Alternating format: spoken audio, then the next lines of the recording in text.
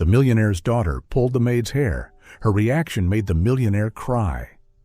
Inside the grand Caldwell mansion, a morning that seemed quiet was suddenly broken by a piercing scream. In the middle of the living room, 7-year-old Lily Caldwell clutched the thick hair of a young woman and yanked as if she wanted to rip it out by the roots. The young woman's name was Sophia, the new housekeeper who had started less than a week ago.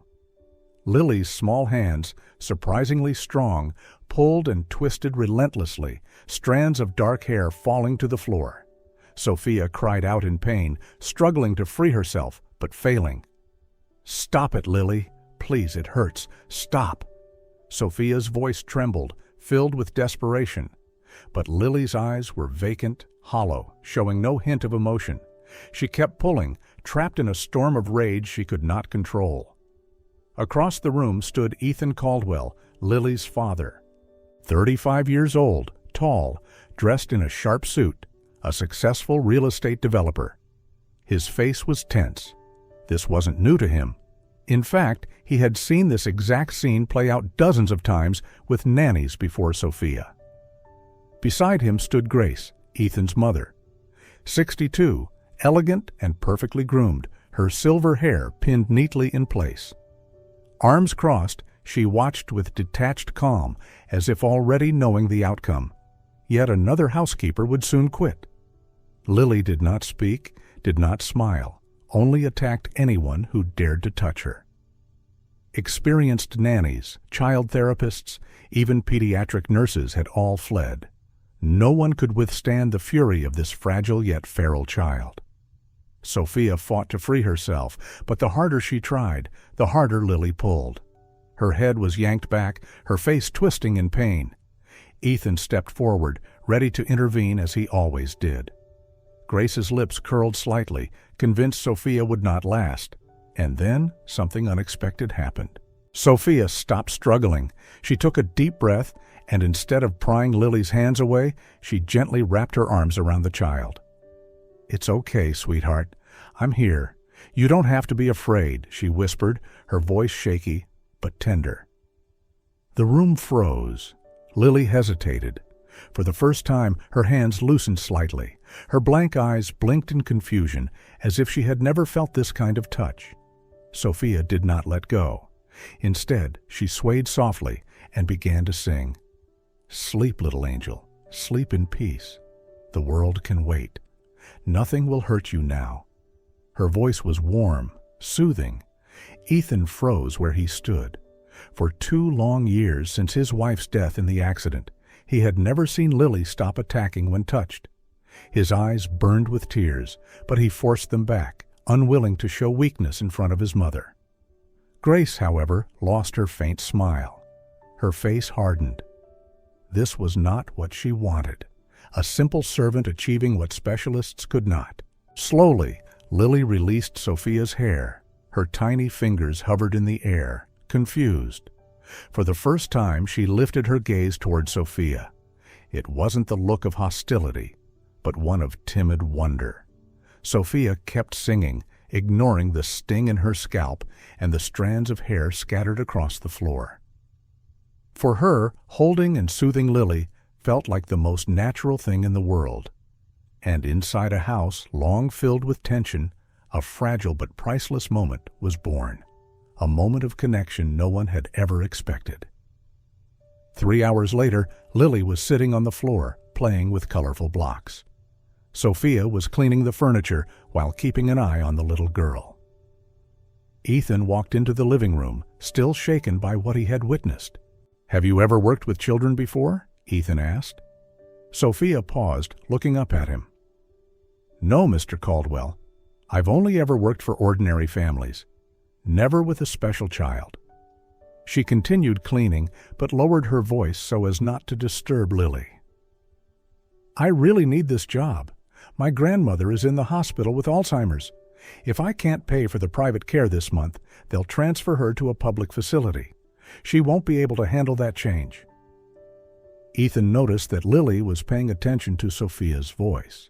The little girl lifted her head, something she had never done with anyone else. He sighed, the painful memories still raw. Lily used to be so different. She used to talk, laugh. She was so bright. There were a few unusual behaviors, but nothing like now. Everything changed after my wife died in a car accident. Lily was in the back seat. She saw it all. From that moment on, she stopped talking, stopped trusting anyone. She became the way you see her today. As they spoke, Lily slowly walked toward Sophia, not to attack, but as if curious. She stopped a few steps away, just staring. Sophia knelt down to be at eye level with her. "Hello, Lily. Did you like the song I just sang?" Lily didn't speak, but she didn't walk away either. For a child who would normally lash out at anyone who tried to approach her, this was already a small miracle. Ethan stood frozen, stunned by the change in his daughter's behavior. A week passed. Every day when Sophia arrived for work, Lily would run to her. But this time, the little girl no longer pulled her hair violently. Instead, she touched softly, as if discovering a new sensation. That day, during mealtime, a miracle happened. Lily sat in her chair, still pushing her plate away like always. She shook her head, lips pressed tightly, refusing to eat. Sophia sat beside her, not forcing her. "You know, Lily, when I was your age, my grandmother used to make me a special dish. She told me that every spoonful carried love inside." Lily stopped pushing the plate and looked at Sophia. "Would you like to try a spoonful of love? If you don't like it, I promise I won't insist." Everyone was astonished when Lily opened her mouth and accepted the spoon. Then another. For the first time in weeks, the little girl finished her meal. Ethan stood at the kitchen doorway, holding back his emotions. He wondered, how could an ordinary woman achieve in 1 week what 15 specialists couldn't in 2 years? Mrs. Harper entered, whispering to him. "Sir, this young woman is different." Today, Lily looked straight into her eyes. Ethan kept watching. Lily pointed at the plate of fruit, trying to communicate somehow. "Mrs. Harper, are we doing the right thing, letting a maid get this close to Lily?" he asked. Mrs. Harper smiled. "Sir, the heart doesn't need a degree. This child needs love, and it seems she has found it." In the following days, the changes unfolded slowly, yet unmistakably. While Sophia cleaned the living room, Lily crept closer. Her small hand reached out to touch the cloth in Sophia's hand. No violent tug this time, just a gentle, curious brush. Sophia knelt to meet her gaze, smiling. "Do you like it? It's soft cotton." Lily said nothing, but she didn't back away. Her dark eyes followed Sophia closely, as though trying to learn how to feel the world through her. One afternoon, while folding laundry, Sophia heard a faint sound. She turned. Lily stood nearby, lips moving, trying to mimic the melody Sophia often sang. Sophia's heart clenched. She stepped closer, whispering, "Are you singing with me, Lily?" For a fleeting moment, Lily's eyes lit up. She said nothing more, but that tiny sound was enough to feel like a miracle. From the hallway, Ethan stood frozen, witnessing it all. In 2 long years of grief, he had never seen his daughter even attempt to make a sound. He leaned against the wall, holding back the surge of emotion. In the days that followed, Ethan often found excuses to pass by where Sophia was working, just to watch the way she remained patient with Lily, despite his own coldness toward her. One day, he witnessed a scene that truly moved him. Lily spilled dark grape juice onto Sophia's white blouse. The deep red stain spread across her chest. Instead of getting angry, Sophia looked at the mess and smiled. "Oh, Lily, you've turned me into a work of art. This color is beautiful." Lily, who had been expecting to be scolded, was caught off guard. She pointed at the stain and made a sound that almost resembled a small laugh. Ethan, hiding in the hallway, was astonished at how Sophia could turn even an accident into a positive moment. He realized that he didn't just admire the way Sophia treated his daughter. He was also drawn to the woman herself. As she bent down to clean the floor, a loose strand of hair fell across her face. Ethan suddenly wanted to reach out and tuck it behind her ear. The thought frightened him. No, I can't possibly be falling for a maid. Yet every time he looked at Sophia, he felt a genuine connection, something he hadn't experienced since Isabella's death. That afternoon, Lily picked up her crayons and, for the first time in 2 years, drew 3 simple figures holding hands, a small one in the middle, 2 larger ones on either side. When Ethan saw it, his heart skipped a beat.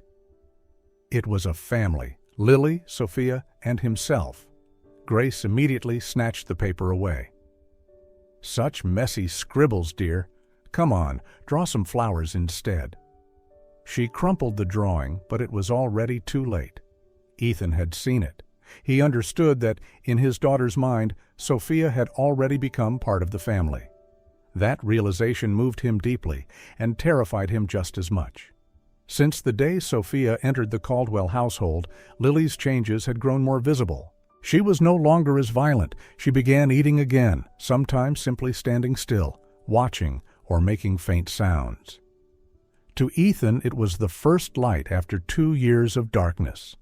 But to Grace, it was nothing but a threat. A week later, Grace decided to get rid of Sophia. She waited until everyone was asleep, slipped into Sophia's room, carrying her own gold bracelet. She hid the piece of jewelry inside Sophia's pillowcase. The plan was simple. Wait a few days, then accidentally discover the bracelet in Sophia's room and accuse her of theft. For 3 days, Grace acted normally. Then, at Wednesday lunch, she made her move. "Ethan, have you seen my gold bracelet, the one Isabella gave me for her last birthday?" Ethan looked worried. "No, Mother. Where did you put it?" "I left it on my dressing table. I've searched the whole room, and it's gone." Grace pretended to be stunned, then sighed. "Ethan, the only person who goes in and out of my room is the new maid." Dr. Veronica Steele, who was dining with them, interjected. "Grace, this is serious, but before accusing anyone, we need to be sure. I suggest we discreetly check her belongings. If she's innocent, she'll cooperate." Ethan was conflicted. "Mother, I don't believe Sophia would steal. She's very honest." Grace sighed like a heartbroken mother. "Son, I don't want to believe it either, but that bracelet is worth $80,000, and it's the last keepsake from Isabella." Mentioning his late wife pained Ethan, and he nodded. "All right, tomorrow we'll search, but do it carefully. Don't insult her if she's innocent." Grace smiled with satisfaction. "Just as I planned." That night, in Lily's room, Sophia was helping the girl put away her toys. Lily held Sophia's hand and pointed at the mirror. In the reflection, the 2 of them appeared side by side. The little girl smiled and rested her head on Sophia's arm, her own way of saying she loved her. Sophia's heart tightened. This happiness felt too fragile, as if it couldn't last. The next morning, Grace set her plan in motion. She waited until Sophia started cleaning upstairs, then called Ethan. "It's time to search carefully for the bracelet." The 2 of them went together, with Lily trailing behind, sensing the heavy atmosphere. Grace knocked on Sophia's door. "Excuse me, Sophia, we need to check this room in case the bracelet was misplaced." Sophia looked uneasy, but couldn't refuse. "Of course, ma'am. Please, go ahead." Grace rifled through drawers, pretended to look under the bed, then headed straight for the pillow. "Let me check here." She slipped her hand into the pillowcase and pulled out the bracelet, feigning shock. "Oh my goodness, here it is!" Sophia went pale. No, that's impossible. I've never touched it. I didn't even know it existed." Dr. Veronica Steele's face grew stern. "Sophia, this is very serious. Do you understand this could be considered theft?" "I swear before God I didn't take it," Sophia choked out. "Please, you have to believe me." Ethan looked at Sophia, then at the bracelet. He wanted to believe her, But how could he explain it? Sophia, how do you explain this? Someone planted it there. I've never even entered Mrs. Caldwell's room. Grace pretended to be heartbroken. Sophia, I know your grandmother is gravely ill and you're struggling, but stealing is not the way. I didn't steal it. Why would I hide it in my own room? That makes no sense. Lily sensed something terrible was happening. The tense air overwhelmed her, and she broke into frantic sobs. In panic, she lashed out, yanking Sophia's hair, her rage erupting. Grace secretly filmed the scene. See? Violent again, just as I said. Ethan rushed forward, pulling his daughter from Sophia's arms. In that moment, he felt as if his entire world had collapsed. An hour later, in his study, Ethan faced the hardest decision of his life. Sophia stood before his desk, still in shock from the accusation. Grace also present. Sophia, I truly want to believe you, but the truth is, the bracelet was found in your room, and Lily has become aggressive again. Ethan placed the bracelet on the desk. Mr. Caldwell, may God bear witness. Someone planted it there. I never stole anything. But why was it inside your pillow? Sophia's voice broke. Please, let me speak with Mrs. Harper. She knows I'm not a thief. Dr. Veronica Steele cut in coldly. Sophia, sometimes people in financial difficulty do things they normally wouldn't, Grace added, feigning pity. My dear, we understand. You need money to care for your grandmother, but stealing is wrong. Sophia cried out in despair. I've worked all my life, and I've never picked up even a coin from the ground.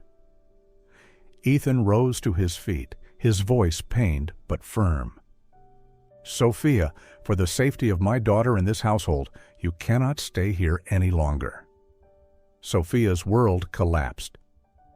Mr. Caldwell, please, at least allow me to say goodbye to Lily. Ethan hesitated, but Dr. Veronica Steele intervened. For the child's well-being, prolonged goodbyes will only cause more harm. She should leave immediately. Sophia looked at them, her eyes pleading. But my grandmother? Without this salary, I cannot pay for her care. Grace pretended to be compassionate. You'll have a good reference to find another job, but here you cannot stay. Ethan turned away, avoiding her gaze. He felt something was wrong, yet feared he was letting his emotions cloud his judgment. Sophia quietly gathered her few belongings. Tears streamed down her face, but she did not beg further. In the hallway, she met Mrs. Harper. Mrs. Harper, please take care of Lily for me. She's very special. Mrs. Harper embraced her tightly, tears in her own eyes. I know you did nothing wrong, my dear. I know. The door closed behind her, leaving the house in suffocating silence. But inside Lily's small heart, a deep crack had just formed, one that would soon engulf them all. Since the day Sophia left the Caldwell mansion, the house had become unbearably hollow. Silent walls, wide empty rooms, filled only with the muffled sobs of Lily. She would not eat, would not sleep, would not let anyone touch her. Plates of food were served only to be shoved away, sometimes thrown to the floor. Comforting words, breathing exercises from Dr. Veronica. Lily rejected them all. She sat in the corner, eyes red, fixed on the front door, as if waiting for someone who would never return. Ethan was helpless.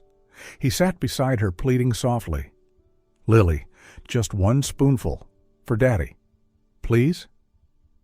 But Lily turned her face away, lips pressed tight, before bursting into tears. Ethan lowered his head, trembling hands covering his face. Never had he felt so powerless. At night, the house grew even colder. Ethan stayed awake by his daughter's bed. She tossed and turned, whispering in her sleep, Sophia, Sophia. He heard every syllable. For the first time in days, Lily had spoken someone's name. And it wasn't his, it was the name of the woman he had driven away. His chest tightened, tears spilled, unstoppable this time. In the darkness, Ethan whispered, "God, have I made the worst mistake?" Grace remained cold. To her, Lily's state was merely a phase of emotional detox, certain that the girl would forget eventually. But with each passing day, Lily weakened further. She lost weight rapidly, her face growing gaunt. Her tiny hands trembled as she pushed everything away. Mrs. Harper could no longer bear it. She found Ethan in the library. "Mr. Caldwell, I must speak plainly. The child suffers like this because she misses Sophia. You may listen to the doctor, but Lily's heart is crying for something else." Ethan looked up, eyes bloodshot. "But if this is dependency, if I allow it, am I not harming her even more?" Mrs. Harper shook her head, firm. "Sir, I raised 5 children of my own, and I've watched Lily since the day she was born. I have never seen her as happy as she was with Sophia. Don't let fear and other people's words blind you to the truth right before your eyes." Ethan went silent. He turned to the window, where in the garden Lily sat curled on a bench, her gaze locked on the front gate, as if waiting for a familiar figure to walk through. Inside Ethan, a storm raged, between logic and heart, between expertise and a father's instinct. And for the first time, he began to wonder, had he made the greatest mistake of his life? 10 days after Sophia's departure, Dr. Mauricio Alvarado, the family's longtime pediatrician, was called urgently to the house. Lily had grown visibly thinner and frailer. "Ethan, I'm very concerned. Lily has lost 1.5 kilos in just 10 days. For a 7-year-old child, that's an alarming amount." Ethan's face turned pale. "Is it dangerous?" "If she doesn't start eating and drinking again within the next few days, I'll have no choice but to admit her to the hospital and begin IV treatment. There will be no other option." Just the thought of his daughter being hospitalized filled Ethan with despair. That night, Ethan couldn't sleep. He sat by Lily's bed, watching her toss and turn restlessly. Then suddenly, in a half-dreaming murmur, the little girl whispered, "Sophia? Where's Sophia?" For the first time since Sophia's departure, she had spoken her name clearly. Ethan's chest tightened. He was the one who had driven away the woman his daughter loved. For the first time, he truly began to doubt his decision. 2 weeks after Sophia had been dismissed, Dr. Mauricio Alvarado came again. His concern was extreme. Lily lay weak and pale, unable to move. "Ethan, I'll be blunt," he said. "If she doesn't drink water today, I'll have no choice but to admit her to the hospital. We're out of time." Ethan was in despair, watching his daughter wither before his eyes. "There must be another way, doctor?" Mauricio shook his head. "Right now, this is the best option for her." Ethan gripped his hair in anguish. Only one choice remained in his mind, against everyone's advice. "I'll call Sophia. If she can just persuade Lily to drink even a little water, that will be enough." Grace gasped. "Son, after everything that happened, you cannot—" Ethan cut her off, his voice firm. "If my daughter dies, nothing else matters." He dialed the number Sophia had left. His voice trembled. "Sophia, it's me, Ethan. I know I don't deserve it, but please come. Lily is in danger." 40 minutes later, Sophia arrived. She looked thinner, her eyes red from crying, still working odd jobs in different houses to scrape together money. Entering the room, she froze. Lily lay motionless, breathing faintly. "Oh God, Lily, what have they done to you?" Sophia sat down beside the bed. Lily opened her eyes. The moment she saw Sophia, a spark lit up in them. She whispered, "Sophia?" It was the first clear word she had spoken since Sophia's departure. Ethan, leaning against the wall, was overcome, though he held back so as not to break the moment. Sophia picked up a glass of water. "Are you thirsty, sweetheart? Just a little sip, all right?" Lily gave a faint nod and drank, sip by sip. Then she even accepted a few spoonfuls of soup, her first meal in over a day. Grace stood in the doorway, her face flushed with anger, but this time Ethan stopped her. He would not allow anyone to interfere. 3 days later, Lily was much better and had begun eating and drinking again, but only when Sophia was nearby. Ethan sat in his study, his mind in turmoil. If Sophia truly weren't the right person, then why is she the only one who can help my daughter recover? At that moment, Mrs. Harper knocked on the door. She entered, holding a bundle of wrinkled papers in her trembling hands. "Mr. Caldwell, I don't wish to interfere in the family's affairs, but I can't stay silent any longer. I must tell the truth." Ethan looked at her in surprise. "Mrs. Harper, please, go on." She took a deep breath. "I saw Mrs. Caldwell put the bracelet inside Sophia's pillow." Ethan's hands shook. "Are you certain?" At last, Mrs. Harper opened her phone and played a recording. The sound was crackly, but Grace's voice was unmistakable. "We must get rid of that girl before she truly becomes part of this family. Someone like her cannot live among people like us." Ethan froze. It was his mother's voice. "Mrs. Harper, why didn't you tell me sooner?" Mrs. Harper lowered her head, her voice breaking. "I was afraid, sir. I'm a widow, and I need this job. But when I saw Lily on the verge of dying from sorrow, I could no longer remain a coward." Ethan was overcome with both fury and shame. His own mother had endangered his daughter, all because of prejudice. "Where is my mother now?" "In the living room, sir." Ethan sprang to his feet, his fists clenched, eyes blazing red. He knew exactly what he had to do. Ethan walked into the living room where Grace was sipping her tea. "Mother, we need to talk." Grace looked up, feigning calm. "What is it, my son?" Ethan played the recording. Grace's voice rang out, distorted but unmistakable. "We must get rid of that girl before she truly becomes part of this family. Someone like her cannot live among people like us." Grace's face turned pale, but she still tried to deny it. That recording could have been spliced from anywhere. Ethan stared straight at her. "And you deliberately framed her for theft, didn't you?" Grace shot to her feet, casting aside her false aristocratic composure. "Fine, yes, it was me, but I did it to protect this family. Can't you see? That girl was trying to use you, using Lily as a stepping stone to drain this household of money." Ethan roared in fury.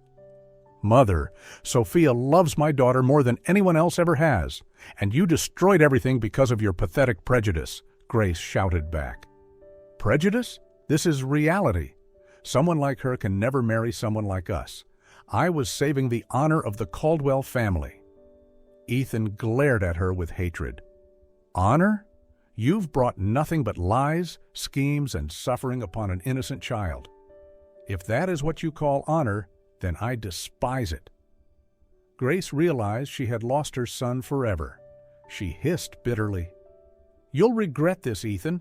When you discover what that girl truly is, you'll remember my words." Ethan coldly raised his phone. "You have until tomorrow morning to leave my house." Grace staggered back, pale as chalk. In that moment, Ethan knew he had nearly lost everything by believing lies. But now the truth was clear, and in his heart only one thought remained. He had to bring Sophia back, no matter the cost. Grace left the mansion without saying goodbye to her granddaughter. Before stepping into the car, she turned back to Ethan. "This will end badly for you. Don't say I didn't warn you." But she left carrying only her own bitterness. That afternoon, Ethan called Sophia. "Sophia, will you come back? Not just for a while, but forever, if you want." On the other end of the line, Sophia's voice trembled with hesitation. "Mr. Caldwell, how can I be sure you won't change your mind again?" "Because now I know the truth, and I nearly lost the most important people in my life by believing in lies." At that moment, Lily pressed her face close to the phone and shouted, "Sophia, come back! Sophia, come! Sophia, come back!" It was the first time she had called her name out of longing, not in anger. Tears filled Sophia's eyes. "All right, I'll come." 2 hours later, Sophia returned. Ethan welcomed her in the living room, his face filled with remorse. "First, I must apologize. I discovered everything. My mother framed you, accused you of theft, harmed Lily, and manipulated us all. I was a fool, a terrible father. I nearly let my daughter die because I didn't trust the one person who truly cared for her." He bowed his head. "Can you forgive me?" Sophia looked at him for a long moment. "I'm not angry with you, but I am hurt. You treated me like a thief, cast me out when Lily needed me most, and never gave me a chance to explain." Each word cut deep into Ethan's heart.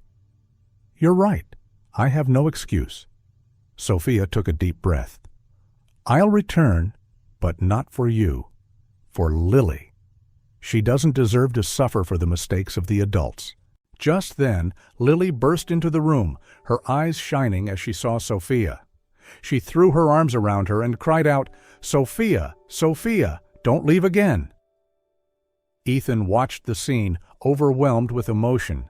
He knew that to regain Sophia's trust, he would need a very long time. And he also understood that perhaps he had already lost the most precious thing of all, the right to be loved by her. A week after Sophia's return, life in the mansion gradually settled back into rhythm. Lily was eating again, sleeping well, and smiling brightly as before.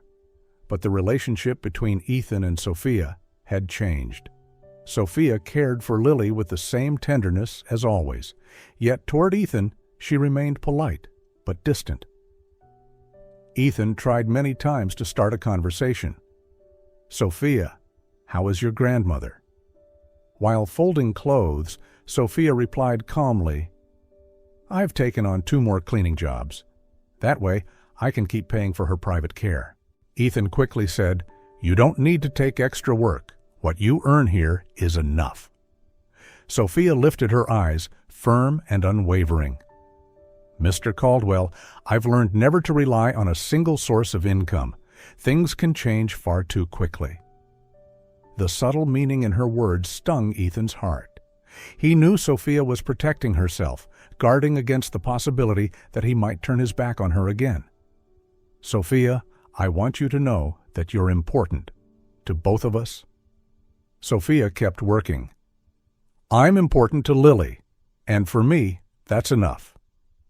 On the carpet, Lily abandoned her drawing and ran to grab Sophia's hand, then pulled her father's hand and tried to place them together. It was her way of saying she wanted the 3 of them to be united.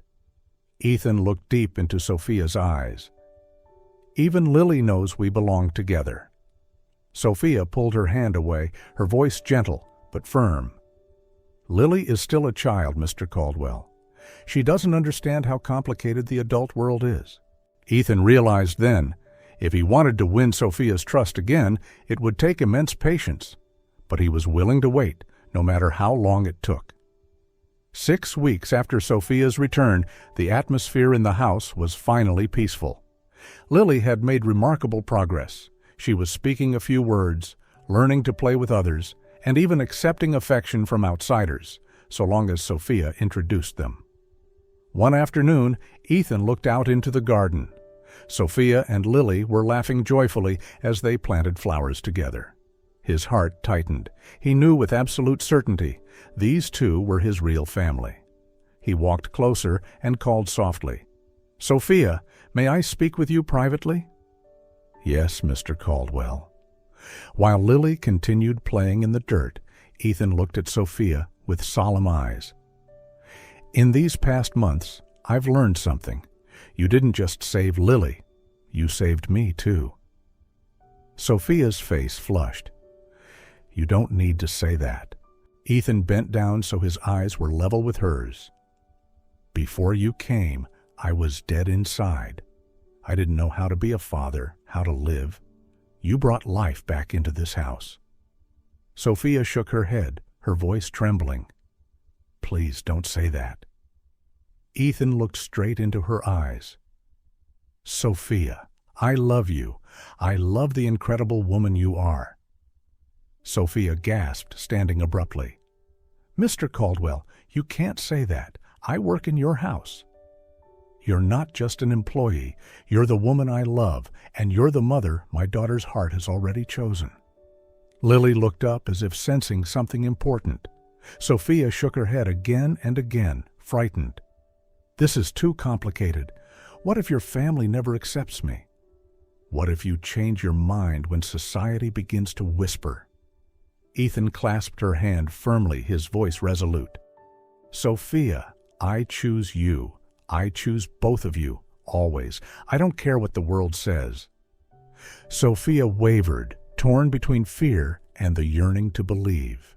And as if to prove it, Lily rushed over, clasping both their hands together, stacking them as one. Her bright eyes declared what her lips could not. "We belong together."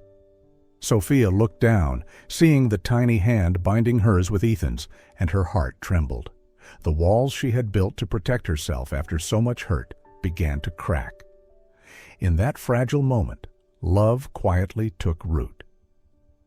With Sophia's return, the atmosphere in the Caldwell mansion transformed completely. Lily began eating more regularly, sometimes even bursting into soft giggles. The entire house felt alive again after 2 long years of darkness. In the evenings, the 3 of them often sat together in the living room, Ethan with a book, Sophia folding laundry, and Lily on the rug building castles out of wooden blocks. Suddenly, Lily ran over, grabbed Sophia's hand, and pulled Ethan's hand on top of it. "All 3 together," she whispered, her voice trembling. Ethan looked at Sophia, his gaze tender and deep. Sophia tried to mask her flustered expression, but her heart raced wildly. To Lily, it was undeniable. Sophia was already family.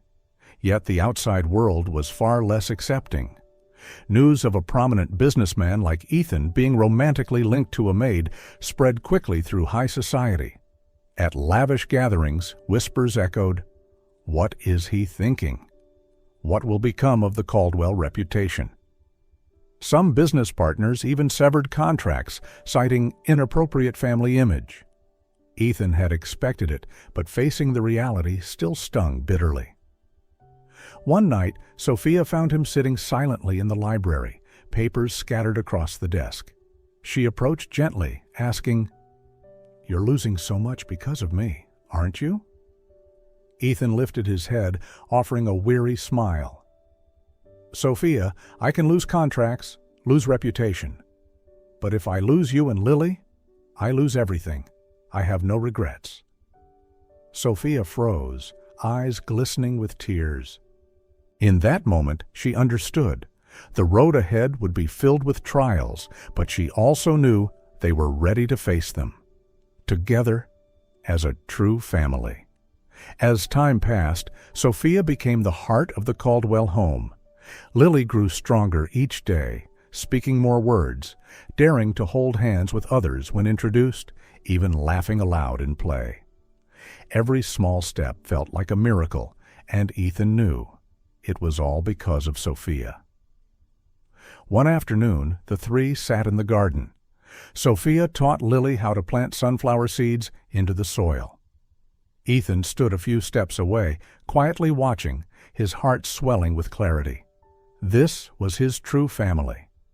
He walked forward and dropped to one knee on the grass. Sophia looked up, startled.